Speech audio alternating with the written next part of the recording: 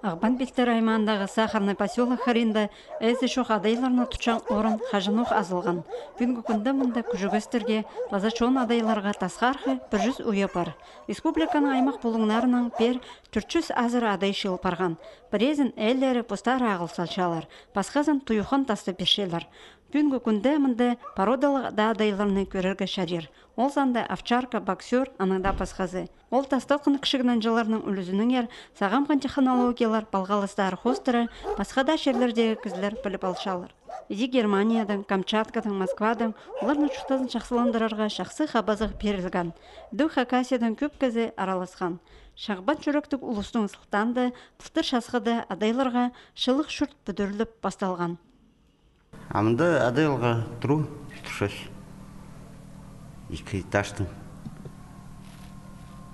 Чтоб приют адайларға бездомный. Мында шун адайлар, второй этаждық жегіз адайлар шүртерлер. Адайлардың оғыл 10 қызы 9 жылыр. Адайлар 200 жылыр мында. И прожүш күшкі.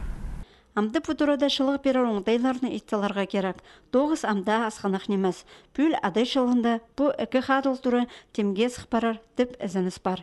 Анда да тасқар шүтіп шылған адайлар шылық орында қыстып тұрарлар. Анның хости мал имжізінің бөлін бүдір баларға бөгін бар.